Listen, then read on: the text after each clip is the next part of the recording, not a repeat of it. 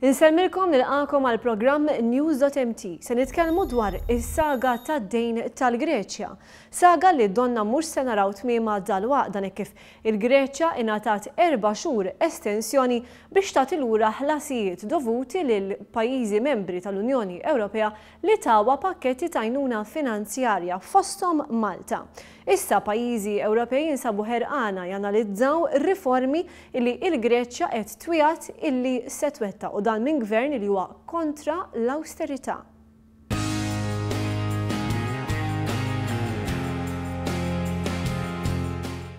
Il-Greċja, il-pajjiż li ddomina l-aħbarijiet Ewropej għal dawn l-aħħar ġimgħat u li hekk mistenni jkompli jagħmel fil-ġejjien qrib. Pajjiż popolazzjoni ta' ftit aktar minn 11 miljun ruħ u li ilu msieħeb fl-Unjoni Ewropea sa mill-1981 fil-waqt li ilu bil-munita euro sa mis-sena 2001.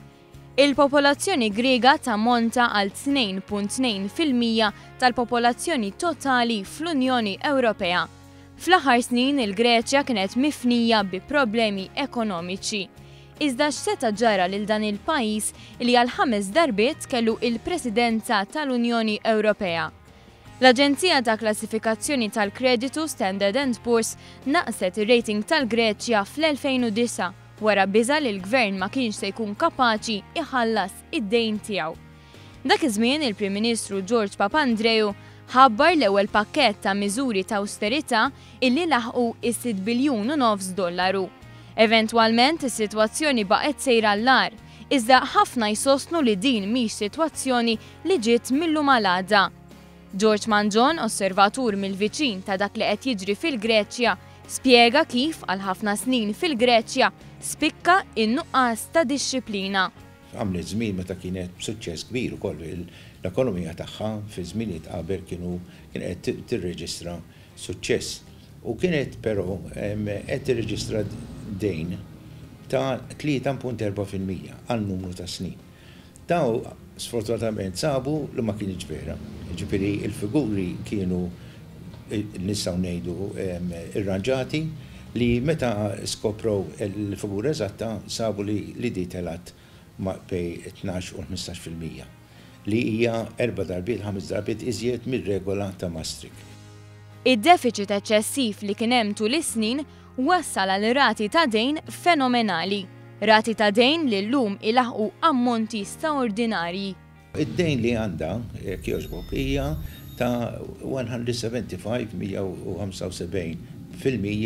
tal-Gross Domestic Product. Biex nagħtu xeħb ġara f'Malta. Malta għandna 6 biljuni dejn ras għal ras u dawna jammontaw mal-Gross Domestic Product somma ta' xi 71%. Jiġifieri il-Greċja li huwa pajjiż ta' bej 10 u 11 miljun għandhom iktar mid-doppju tagħna dejn persentwali, però fil-ammont assolut għandhom 320 biljun. Ġifieri somma enormi. Iffaċċjata bir-realtà tal-kriżi ekonomika, il-Greċja kellha titlob l-għajnuna ta' pajjiżi oħra fl-Unjoni Ewropea, kif ukoll ta' istituzzjonijiet bħal Fond Monetarju Internazzjonali u l-Bank Ċentrali Ewropew. Għażmien twil dawn it-tliet partijiet flimkien kienu jissejħu it-Trojka. Kelma li mhix tintuża aktar hekk kif fin-negozjati, il-Prim Ministru Grek Alexis Tsipras saħaq li din hija waħda mill-bidliet li jrid jara. Minflok it-Trojka issa qed isir referenza lejn l-istituzzjonijiet.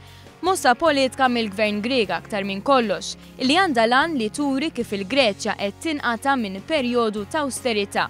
Iżda fil-verità, l-awsterità x'fissret? L-iktar waħda nuqqas ta' xogħol.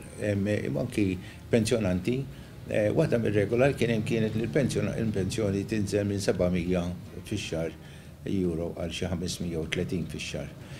Kien hemm ukoll numru sostanzjali ta' ħaddiema mal-gvern li kienu konsidrata bħala żejda u daw ġew bla xogħol l-istess. Tul l-aħħar snin ir-rata ta' nies mingħajr xogħol fil-Greċja żdiedet b'mod allarmanti, anki għaliex kien hemm numru kbir ta' nies jaħdmu mal-gvern li bħala parti mill-ftehim kellhom jispiċċaw. kienet li isma jiena nselfek, però titoqgħod bil-aqal, trid jekk hemm xi babis trid jonqos, jekk hemm taxxa li dovuta trid tinġabar, jekk hemm nies żejda mal-gvern, kien hemm żmien mal-kjoxbok ma' daw il-żewġ partiti qabel li kienu tellieqa min jħaddem iktar nies mal-gvern. Apparti n-nuqqas ta' attenzjoni biex inġabru t-taxxi u biex jitħallsu l-affarijiet dovuti, iż-żid magħhom l-interessi kbar li kellhom iħallsu għall-banek sabuhom ġewwa l-kub tiegħhom. U fit-2010 kien il-pajjiż kien dak li jgħidulu fallut. Tajjeb, pajjiż fallut. F'dawn is-sigħat jinsabu għaddejjin fl-aqwa tagħhom in-negozjati biex jintlaħaq xi forma ta' ftehim. Għalkemm jekk fl-aħħar mill-aħħar ikun hemm estensjoni ta' 4 xhur fil-ftehim, hemm min qed isostni li din tkun servit biss biex tkun posposta il-problema. Li donnu hemm qbil fuq żgur huwa l-isforz biex il-Greċja tibqa' parti mill-Munita Komuni Ewropea. Suppost għandhom ikollhom miftehmin li jirċievu 7 biljuni sal-aħħar tax-xahar u allura din qed jaraw bħala xafra fuq ras il-Prim Ministru Grik li speċi u qed jgħid aħna jekk naturalment ma niftehmux waħda mis-pożizzjoni tkun li noħorġu mill-euro. Però fl-istess ħin kulħadd jaf li kemm min-naħa minn Brussels u kemm minn l-elettorat Grik wara survey li għamlu sabu li iktar minn 3/4 minnhom ħadd ma jrid jixtieq lil Greċja toħroġ kemm mill-Euro u kemm mill-European Union. Fil-waqt li wieħed ta' irid jara x'kompromess jistgħu jaslu għalih il-partijiet differenti, ħaġa waħda qed tidher ċara, dik li l-pajjiżi li għenu l-Greċja iridu flushom lura.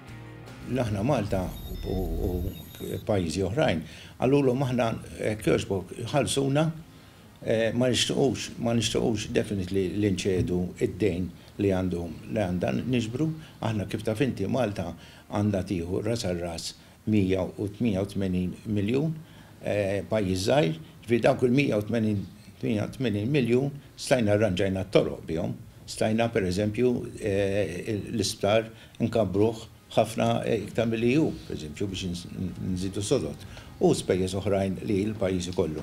Ġifieri, mela aħna il-gvern donu qed jgħid, isma' aħna nissimpatizzaw li għandek wieħed minn 4 ma jaħdimx. Aħna nissimpatizzaw li l-pensjonanti m'għandhomx qegħdin jgħixu f'faqar kbir. Aħna nissimpatizzaw li għandek 50% tan-nies ma jaħdmux. Però nixtiequ u lesti biex intukom flessibilità. Ġifieri issa, il-Griegi qed jgħidu xi tfisser flessibilità. Hija din il-mistoqsija li trid titwieġeb fin-negozjati li għaddejjin bħalissa u li mistennija jkomplu fil-jiem illi ġejjin. Jekk it-tweġiba jista' tkun waħda li tikkuntenta lil kulħadd għad irridu naraw.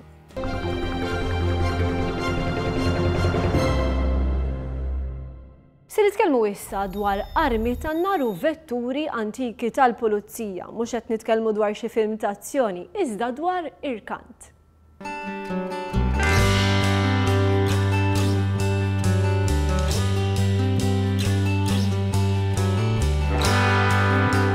Il-fuq minn 760 arma qed ikunu rkantati mill-korp tal-pulizija, flimkien ma' għadd ta' vetturi, inkluż żewġ speedboats. Ġa mill-ewwel jum tal-wirja l-irkant li tinsab fid-depo tal-pulizija, l-armi ġibdu l-attenzjoni ta' ħafna.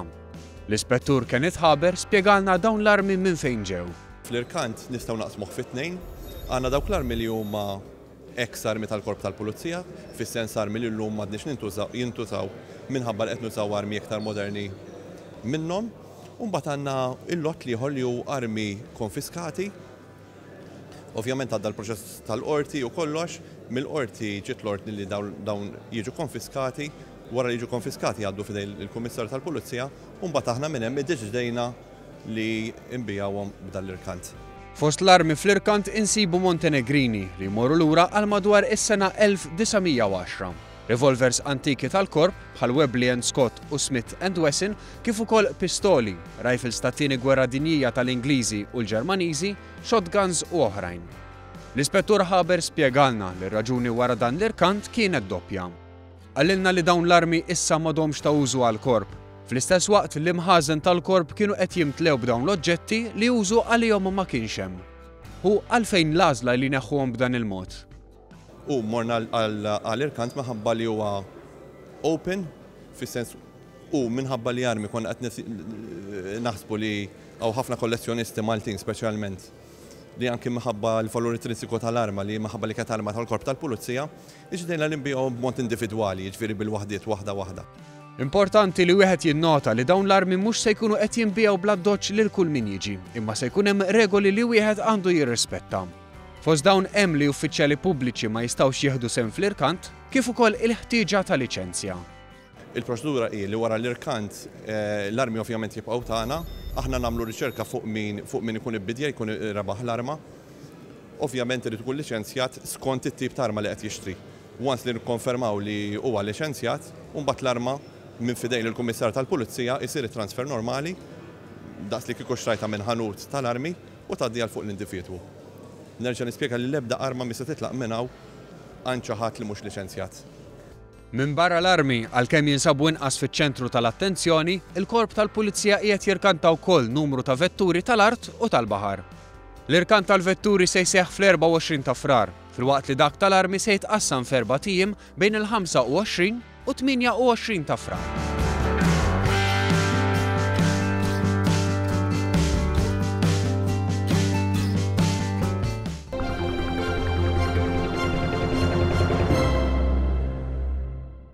L-indirizz postali tagħna huwa onenews@one.com.mt.